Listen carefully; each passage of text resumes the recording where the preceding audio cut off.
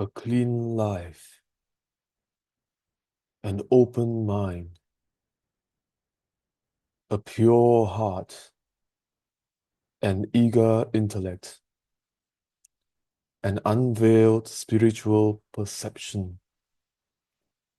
a brotherliness for all, a readiness to give and receive advice and instruction, a loyal sense of duty to the teacher,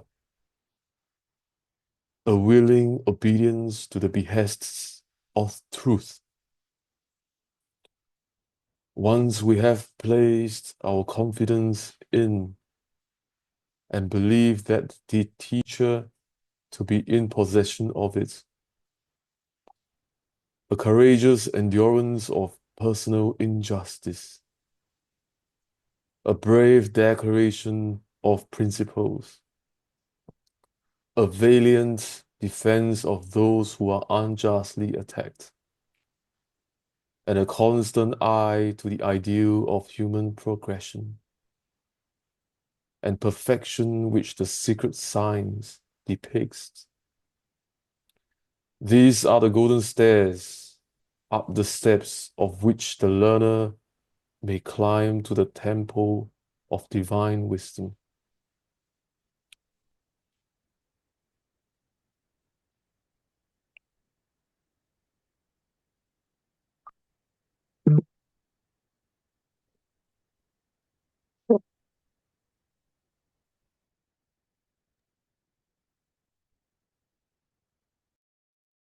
All right.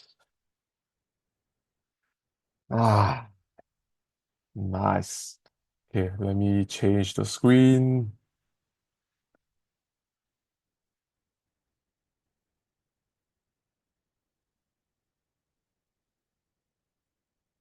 Okay, like always, we'll describe the rules a little bit.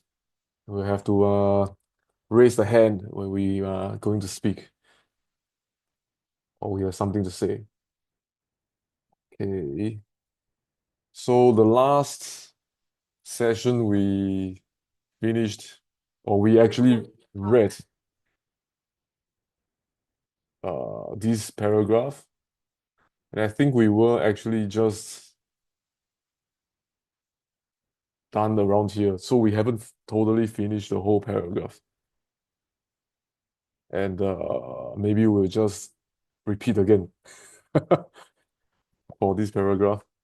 So would anyone like to read this out from here to here? Okay, Marike. Yes, please. I read all paragraph. Yeah. Clean life, the very first of the steps in an inescapable preliminary. A clean life, in a sense, this step implies all the rest. If it were taken fully, it would be not the first, but the final step. Cleanliness, says folk wisdom, is next to godliness, and so it is, in a more profound sense than the folk saying is usually understood. The completely clean life is a completely moral one. So in our beginning is our end. So the golden stairs are not a scale to be run up only once. Once only. Thank you. I remember sort of remember we were discussing a lot about the first, it's not the first, but the final step, like the clean life. And then we were talking a bit about how this is something that we not only do it once, right? It could be a repetition and an iteration. So let's get in the mood, right? Why does Mary Kay? It's just that the idea it's must be doing many times. It's like you're going to have showers many times. You're going to do all kinds of things many times but it's like as long as you live in a physical life, you must repeat it. It's not like one time thing. But I so much like the saying cleanliness is next to godliness. And it's not just the physical cleanliness, but it's I guess it starts with that, but more than the cleanliness of the physical, because you can see sometimes there are some monks who are like wandering around and they may not look so clean, but I think the more important is like the mental or the spiritual atmosphere around them. And this is also, yeah, this is like the most important thing. What I I read about in the morning about Annie Besant, who wrote about uh, death and what comes after that, and he explains like things. Yeah, yeah. Sorry, I forgot. It was Pablo Sender who said it, that the biggest thing that the Theosophical Society is doing, Annie Besant said did it, was that it helps uh, to spread like the spiritual thoughts in this higher mental plane,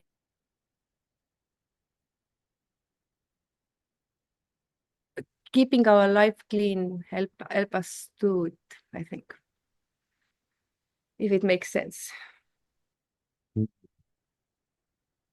That's a good one. Thank you, Mary Kay. Does anyone want to add on?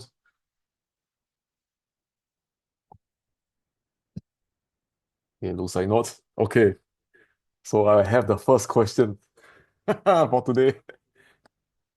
Here, a complete clean life is a completely moral one. So the question comes, what does it mean by moral?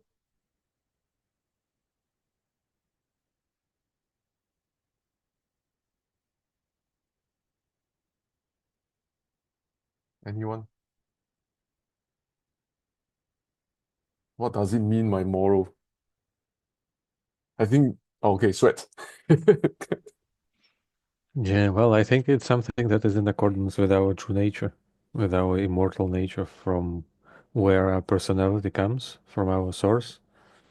So what is in accordance with that nature is moral and capable of reuniting with our true nature after we finish our incarnation. Thank you. Thank you. Anyone else? Chris. Uh, yeah, so the way I understand it, well, Theosophy postulates that there are universal principles that are present in the world.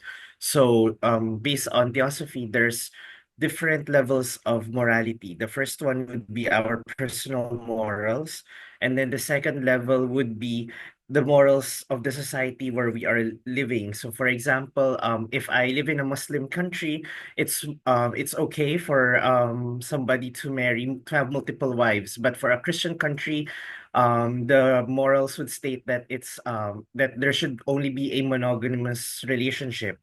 But Theosophy postulates that beyond the personal and beyond the collective or beyond the cultural ethics, there's a level that's universal. For example, when we say that honesty is the best policy, so it's true wherever you are, no matter what the time period. If society will be honest, then it will thrive. But if society becomes dishonest, if everybody becomes dishonest, then slowly the moral decay will affect everyone. So Theosophy tells us that a completely clean life is one life that is in perfect alignment with the moral principles, with the universal ethical principles.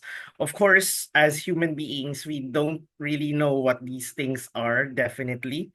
But we are trying our best to find out what these universal principles are, and we're trying to align our lives so that we are able to live in alignment with these laws. So, for example, Theosophy postulates the existence of karma, but some esoteric writers tell us that only a third initiate would fully understand what karma is. But to a certain extent, we have certain insights to it, and we try to live our lives in accordance to the law of karma. And if we live in accordance to the law of karma, to a certain extent, as far as we are able to understand it as human beings, then we are living a more purified or a more clean life. That's how I understand it.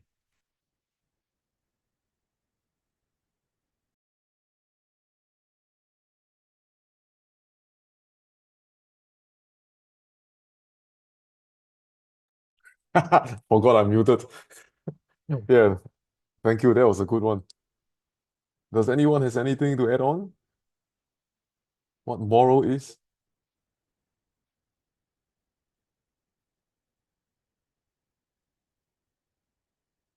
Okay, so I remember when I took a module in law, business law, right? But they had to actually give a little bit of the fundamentals about what law, the different type of law, right? You have criminal law, you have civil law. Okay, then I might have something that I might say wrongly, but so Gerald, you can actually correct me if I'm wrong. But the lecturer told me, or told us, the class, that typically criminal laws are based on morals, typically, right? But I think as what Christopher said was that there are actually laws like, cultural, in the cultural or country sense, right? There are different types and it could be subjective. But I think to the extent of humanity and karma, one of the law that I did agree as well is actually honesty or truthfulness. And that stands a lot because from my personal experience about honesty or truthfulness, it actually could help with the way we think, the clarity, how we arrange our thoughts, and how well do we know ourselves, right? So, not sure there's enough time or not, but when I first actually did 100 days of the vow of silence, so I didn't speak for 101 days. So for the first week, when I was walking around, when I stopped speaking, I start to hear or listen a lot more, right? Because there's no point for me to think as well. I was just listening to everyone around on the bus and eating places in the public. A lot of times, what I would hear are people complaining, talking about their lives or they are gossiping, and then there's like 99%, okay, and there's nothing really much that I hear that is of real positive values. And then after about 2 weeks, I don't really actually have any kind of thoughts because I really don't need to say anything. So I realize I do not have to think or judge in any ways. And then I think on the third week, I start to realize that most people that are speaking are talking about things they don't actually believe in. One good example is when anyone, you could ask your friends or people asking each other, saying that, I think I want to move out of the city, move out of the country and go somewhere else. I want to quit my job, sell the house and do some crazy stuff. And I think there are a lot of people around us that will say, you're crazy, you shouldn't be doing this, you have a good career, you shouldn't sell your house because it's a nice place, or what about your future and stuff like that. There's so many things. And I realized that I think one of the psychologists, I can't remember who, he said that most of the people that actually give advice, the advice is mostly for themselves to persuade and convince themselves of the thing that they don't, they're trying to, they're trying to convince that they have made the right choice. You know, a lot of times are like that. And the part about this is that we are often blinded by the version of story or the things or the way we are talking to ourselves. And this aspect about truthfulness is especially it, right? When we are actually feeling sad, there might be friends that say that everything is going to be all right. But is it really going to be all right or not? We're not too sure.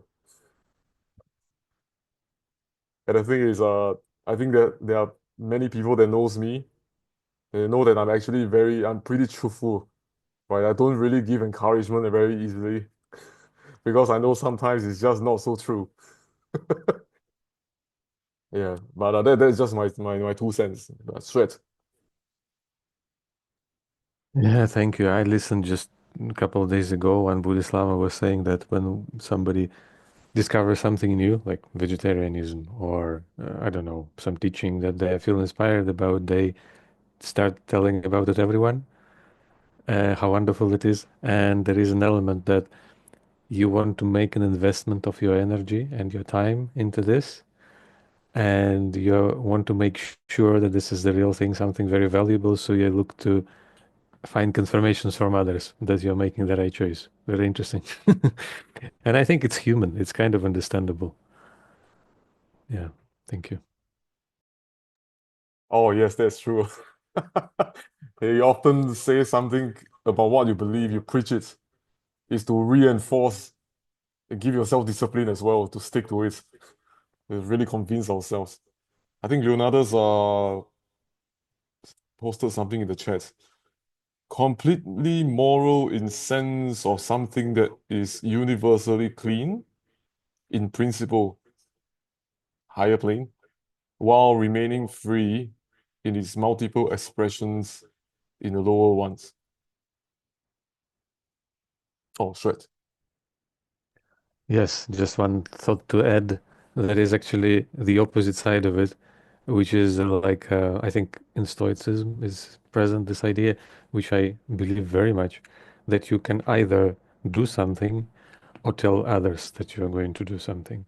You cannot do the same. So if you want to do something, achieve something, just be quiet about it, do it, achieve it, and then you can talk about it. If you just say, well, then life will ask you, like, test you 10 times, 15 times, and most likely it will not happen. So better do than speak. To do both, speak and do, is very rare to succeed, it seems. Thank you. Yeah, that's true. That's true. This I agree as well. You see, sometimes we want accountability, right? There's another version of that. Like people like accountability, so they tell everyone about what their plan is. Sometimes it backfires and stuff like that. But one thing that I know for myself, when I actually tell people my plan or what I want to do, I often, the decisions that I make after that often has the consideration of if of how people will view me if I were to do otherwise. And then it will lead to becoming sometimes too hard on myself. So it has a really opposite sides. It's not so healthy sometimes. So I do agree to the idea of from the stoicism.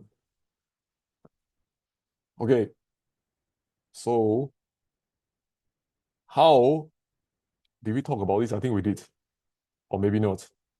how is a completely clean life a completely moral one, based on what we understood about moral from just now?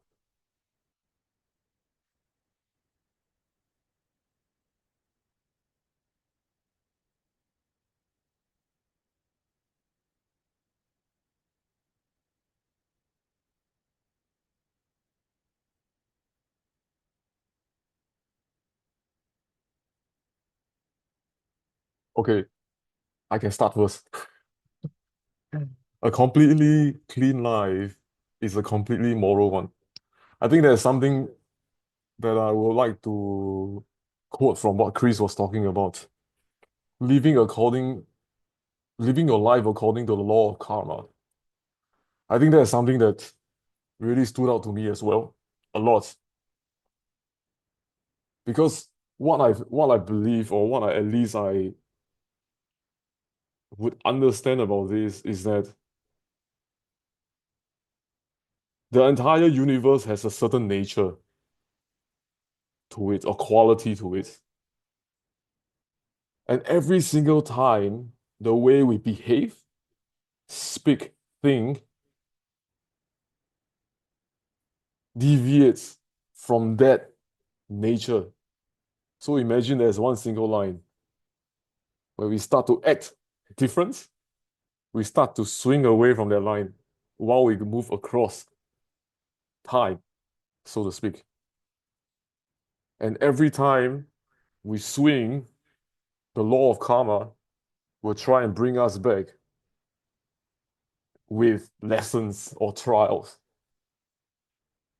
And a completely clean life, and it's a moral, completely moral one, I think, of course, and is to live according to the law of karma, or rather to behave exactly the universe's nature, according to the universe's nature. So I think to all the different quotes that we have learned before, the oneness, the one life, no self, compassion, love, divine love, all these are one of the closest things that we could actually mentally or intellectually understand, or even feel from our heart, that could be the closest to the nature of the universe or the divine. Okay, Medicare. I was just thinking, is it even possible to not live according to karma? Karma exists whether we live in a clean life or not.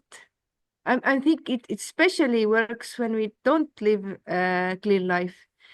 I was just thinking, when does karma stop working? I guess maybe for the Buddhahood, it's like maybe different kind of, or if you don't have anymore the physical body, if you reach that level. But as long as you're in the physical body, I just remember reading something about angels, and they say they cannot help, they cannot intervene our karma. So in that sense, I'm just thinking, we anyway, as long as we have physical life, we anyway live according to karma. But to live completely clean is the trying to get, like, one purpose of it is to transcend the physical, to you know, to live more in the spiritual, and yeah, to have a more active life in a spiritual and higher mental place, I guess. Thank you. Join? Hello, good evening, good morning, and good afternoon to everyone. I just want to share regarding the karma, which I have recently meditated upon. Karma, we have the ripe, the unripe, and the present karma. Present karma, what we do today will vibrate in the future.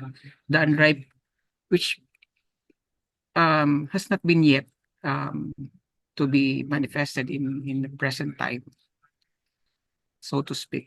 And the ripe karma that made from the past, which is we have to to correct in this present time. So whatever we are experiencing today has been the results of our past karma. So we have as big brother Vic mentioned, so what we are experiencing right now, we have to accomplish today as much as possible. We not push forward the future, so it will not stop.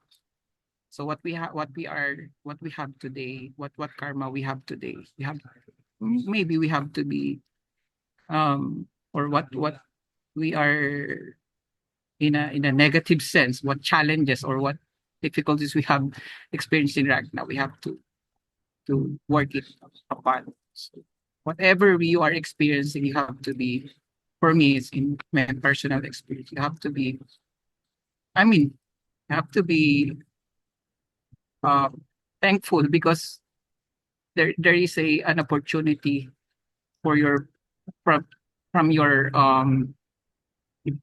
past actions to be corrected today. And meditation will give um uh way to this present karma to be more you become more aware. So in the book, The Process of Self Transformation, meditation will give you more awareness and be more sensitive to being assertive. Become more aware and you become more harmoniously assertive to other person. Maybe that person is your present karma. You have a difficulty to that person. Maybe she or he uh, was your present karma. And when you become mature, you become more sensitive to subtle um, experiences. And instead of being, sometimes instead of being assertive, you become silent, mature silent. That's what brother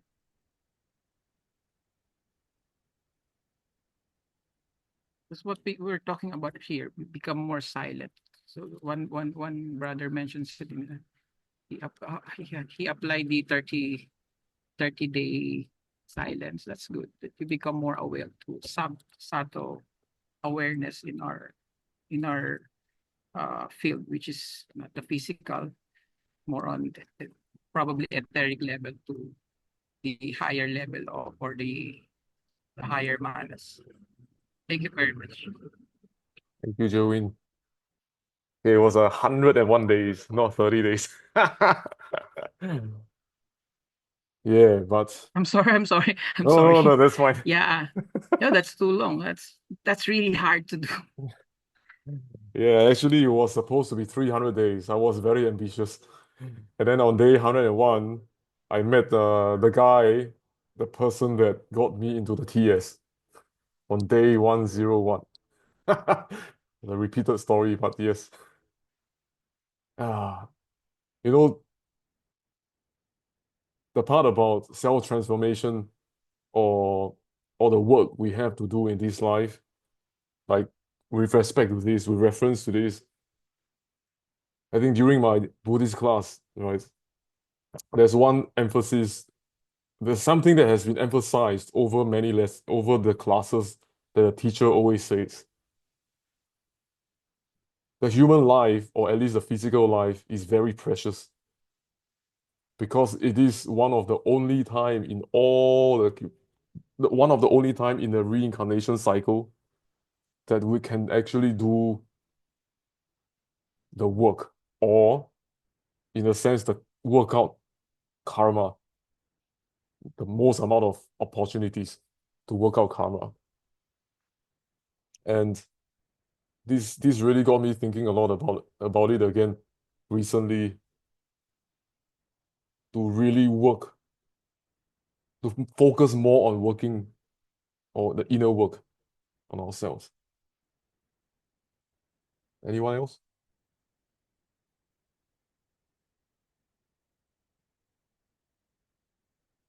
Okay. So this last line is, so in our beginning is our end, but the golden stairs are not a scale to be run up once only. This part we understand. Okay, anyone want to read the next paragraph? I can read it. All right, Chris, take it away. Um, all metaphors have their limits, and if we think of this set of ethical principles that we call the golden stairs, to literally as steps that we climb one at a time to reach some pinnacle of moral perfection, we will have transpassed the limits of the metaphor. We do not climb the golden stairs once only, but many times repeatedly. Every action of ours is a step in some direction on these stairs. And so the first step is not taken once only, but over and over again. When we at last take the step of a clean life perfectly, we have passed over all the other steps and arrived at the temple to which they lead. Thank you. Anyone would like to comment on this paragraph?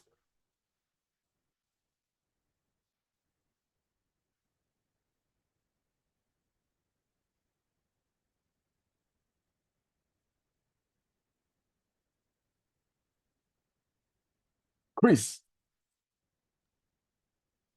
Yeah.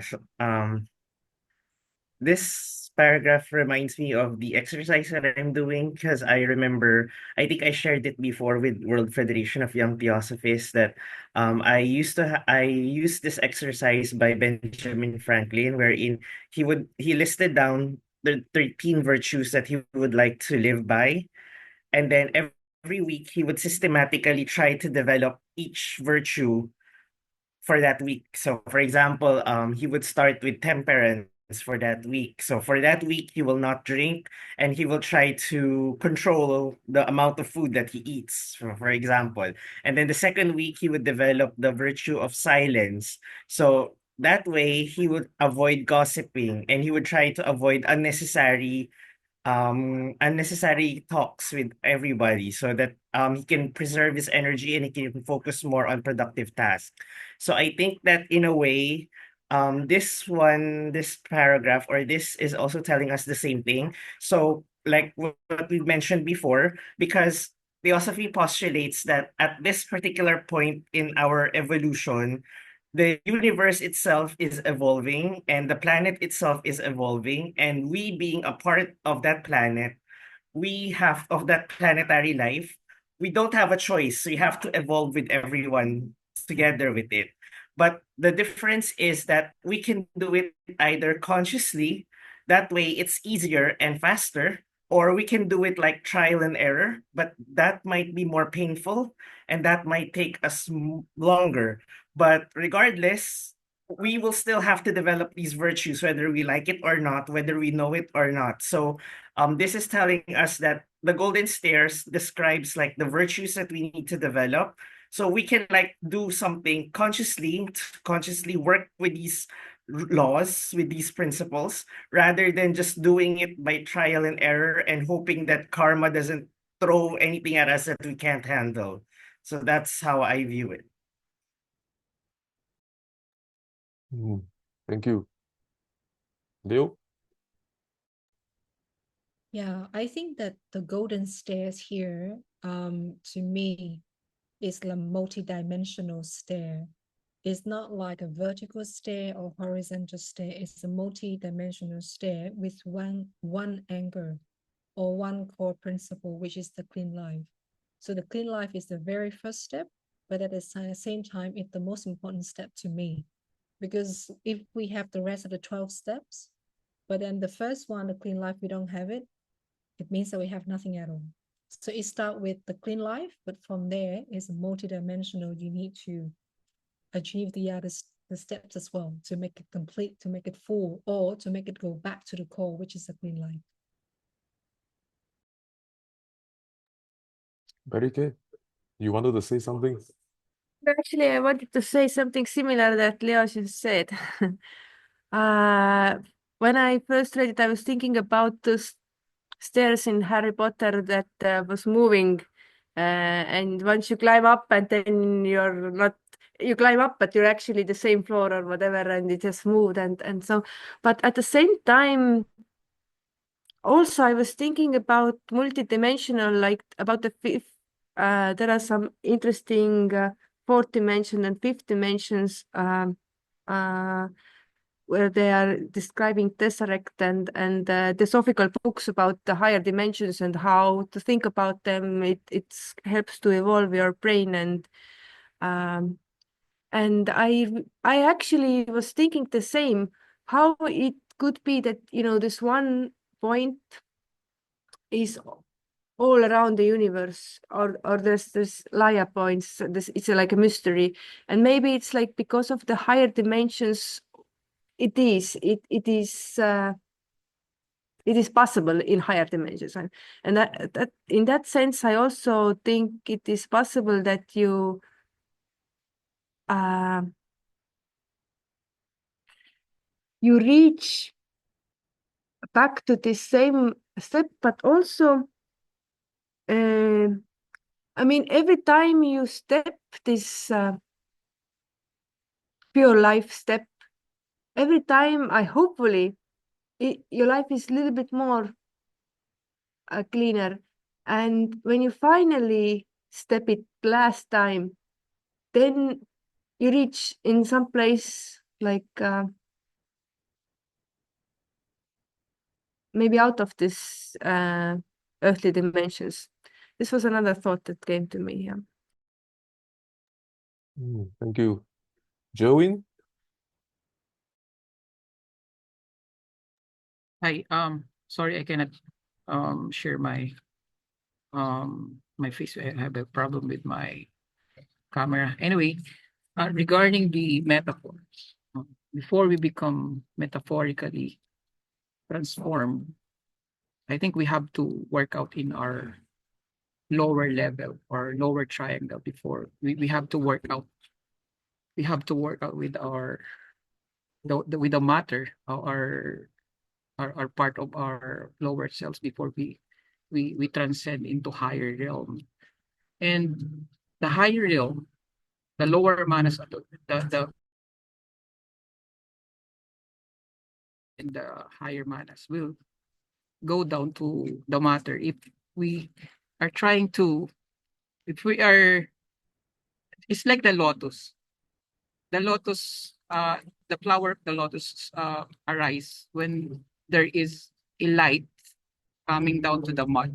When there's no, when the mud somewhat very dark, there will be no penetration from the body or from our lower selves. So I think we have to work out with our lower selves before we try to to transcend our drastically ourselves into higher levels. I remembered I had this advice from Brother Christopher C about the about how he managed his time. He told me about the bujo. Um, because if I cannot discipline my body myself, how can I discipline reading scriptures from theosophy or from other uh, wisdom teachings? How we can do that if we cannot work out ourselves? So for me, in my own experience, I'm trying to work out, trying to discipline my lower selves before I maybe and absolutely we can transcend it in the future time, but some I doubt we would drastically do that without mastering their lower triangle. Thank you very much. Thank you. So this reminded me of something, like all of you when you all talked about. No, there was we had a study class at the lodge, Sydney Lodge, about esoteric instructions. So there was a part, I think it was a warning, that actually talks about how there's a paragraph of warning. Let me see if I can find it. I don't think I can find it. There's there's somewhere inside the book that talks about a warning that there is something that talks about the pledge to be a probationer. And we were discussing about what a pledge actually meant in the study group at the lodge. So it was actually here we go. How do I share the screen? It's in the physical book. Oh, so it says, as soon as anyone pledges himself as a probationer, certain occult effects ensue. Are you typing into the chat? Okay, let me type in the chat. This is a good one. As soon as anyone. Maybe you can take a picture with your phone and send it to our youth forum. Okay. If it's like longer. It's just one line. Oh, okay. I can send it to the group.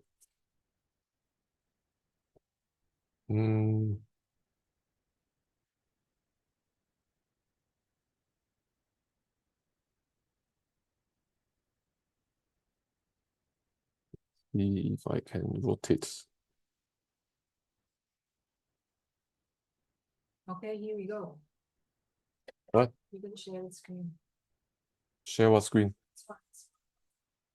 In Australia, just put it here in group chats, and you can just share.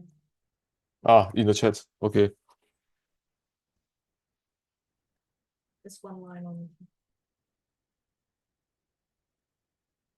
Let's. Oh, Christopher, you have something to say first. Sure. Regarding what you mentioned about the warnings by Blavatsky. Yeah, so can you hear me? Yeah. So Yes.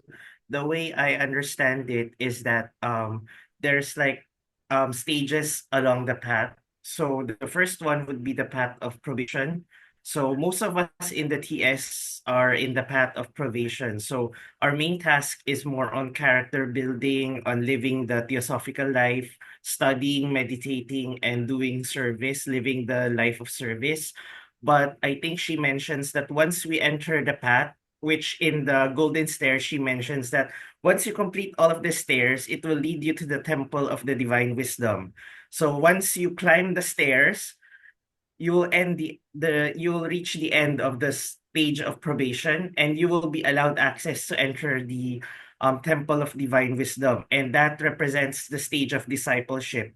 So my understanding is that once you enter the path of discipleship, if the master accepts you, the energy of the master flows into you. So both the good and the bad characteristics will come out. So during the time of Blavatsky, there were people who forced themselves into discipleship. And during that time, they became mentally unbalanced and some of them became criminals.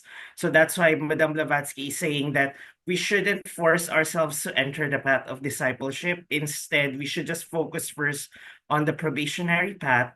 Once we have purified ourselves to a certain extent, the masters will see the light in the head and they'll know that you're ready for discipleship.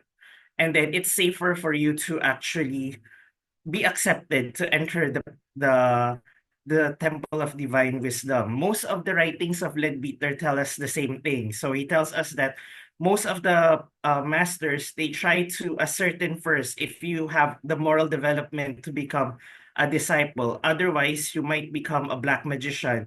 And according to them, Black magicians, they don't go into the higher initiations.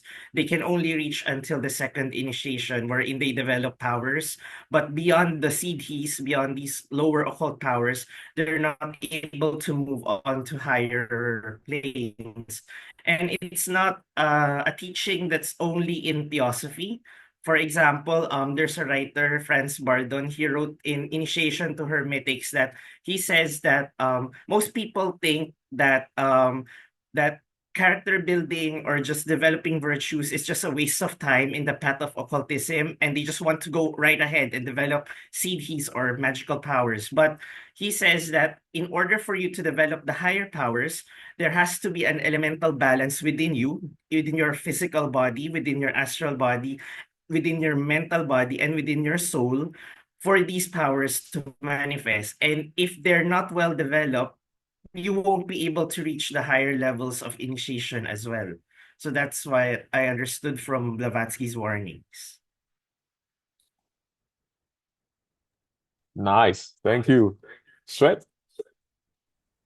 Yes, thank you. Just to add to what Christopher said, I think that it essentially this is our own inspiration and aspiration that triggers the probation for becoming a chela.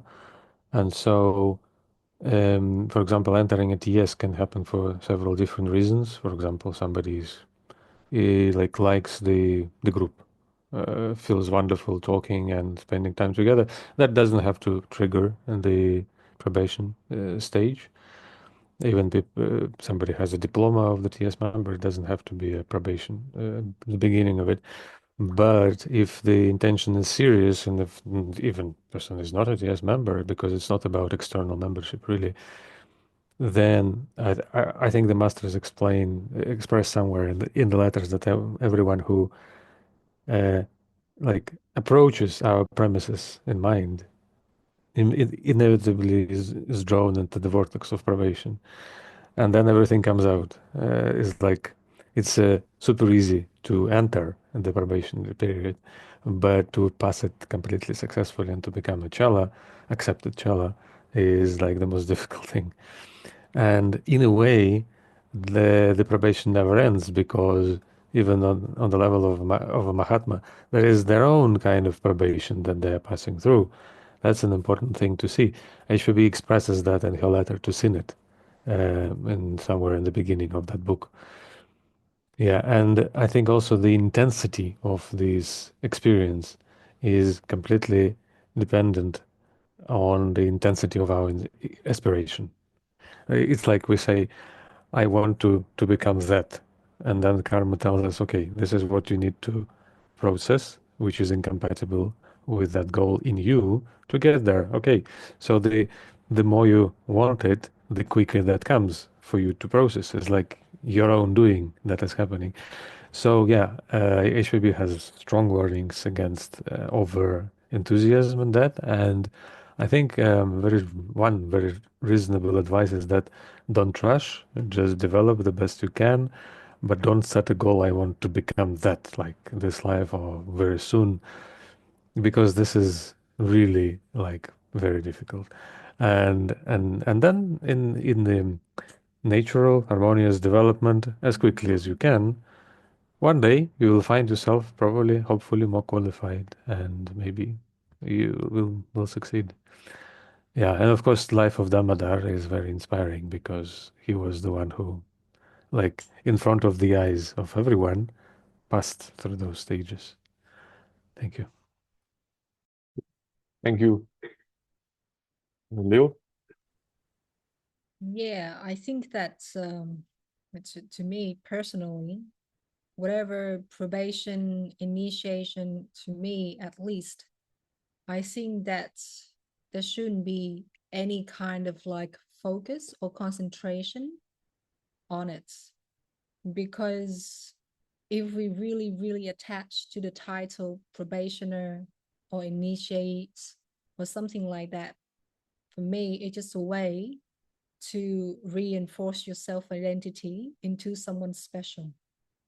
So rather than sticking to probationer, I'm going to be on an initiate or think about it, how about just like we shouldn't think about a master all the time in the day. They have their job to do, and we have our own job to do. They're not going to sit there, entertain, or take today Leo's thinking about the master 24 hours per day. So I'm going to give her 10 marks.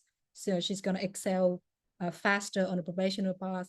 I think it's better to think that rather than we think about the masters, how about we do the job that they are doing, just like an extension of their hands. Like, look at the world around, what we can do to help. I think that's a very practical sense of it. And somebody, even when they don't know anything about the probational path, they don't know about theosophy, how can we be so sure they are not probationer? If they make a pledge and make a promise, like during this lifetime, I'm going to help as much people as I can, they may be on probational path. How do we know they are not the same? So I agree with Swetzer Slap. There's a lot of probationary paths, not just one TS. You know, maybe in Buddhism, Christianity, they have other paths as well. But the key things here is that if we really want to say that now I'm on a probational path, I want to become initiate, that's the lower self desire to become someone special and to achieve something. So it's all about us. It's not about selfless service. That's my take. It's very good. Yeah.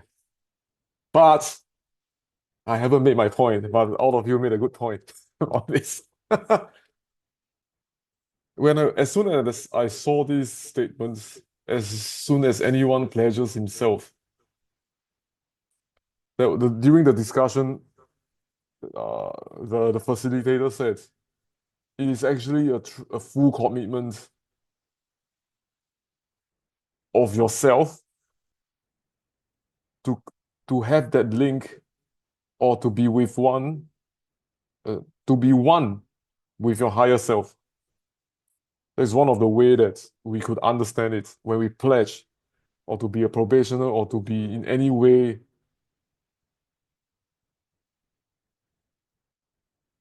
in the sense of development.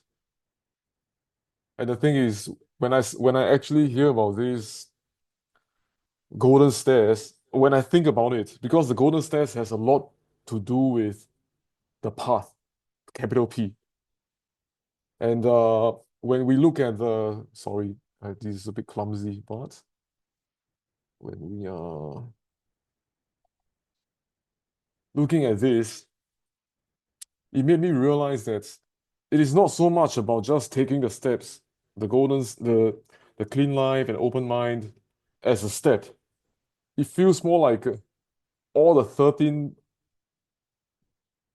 ethics are all one step. So every step that you take is actually all has to be done all together. You could have a clean life, but the thing is, if you don't actually have a courageous endurance of personal injustice, it doesn't make sense. It feels like as though it's not like we go around the 13 steps again and again. It feels more like all 13 is one step. And every single step is a heavy one, is a challenging one, it is a difficult one. And we have to keep staying on it. So the part about progressing has to do with practicing all this as much as we can as we go all together. It feels like it. Difficult, but yes. Medicaid. Just a comment on that. So you mentioned the courageous endurance of personal injustice, and this one, I think it is karma purifying step. In that sense, it is. It seems unfair in this life what's happening, but it might be fair if you look at like longer perspective. But we, as a human beings, regularly we don't see the longer perspective. But I think these steps helps us to clean the karma and, like you said, to have, yeah, it is not one step, but it is one direction towards the to the temple of wisdom. Thank you. That's a good one.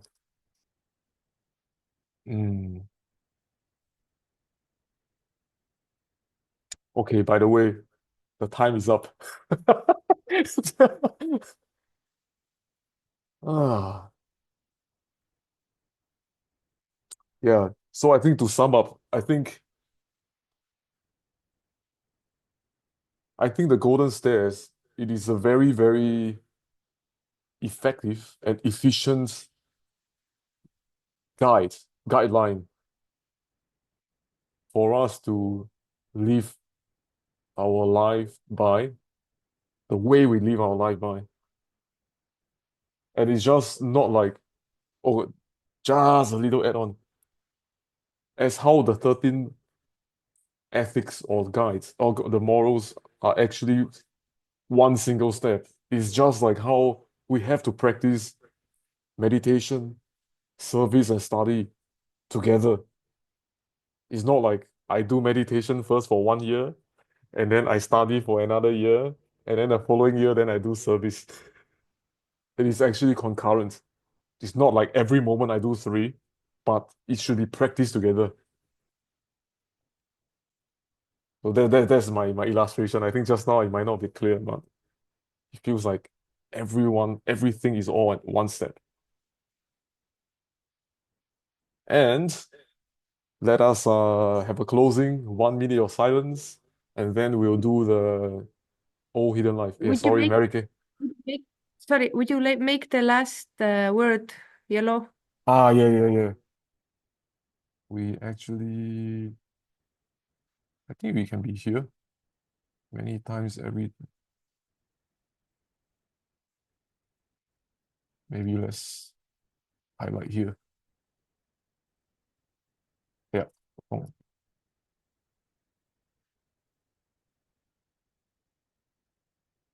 All right. 1 minute of silence, and then old hidden life. Okay, universal prayer.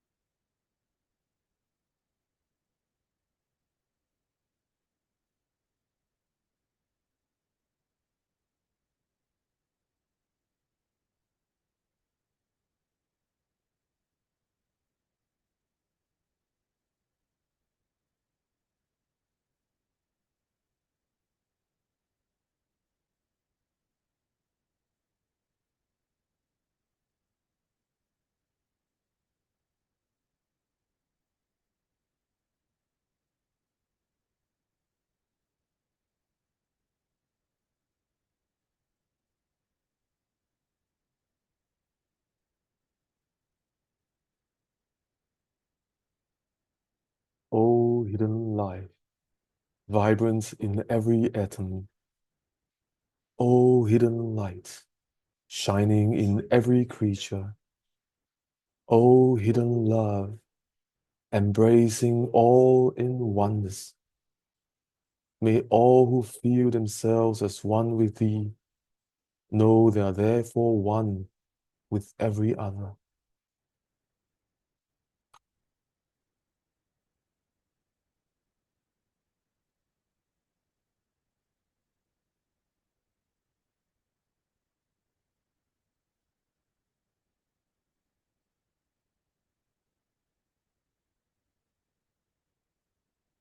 Thank you, everyone.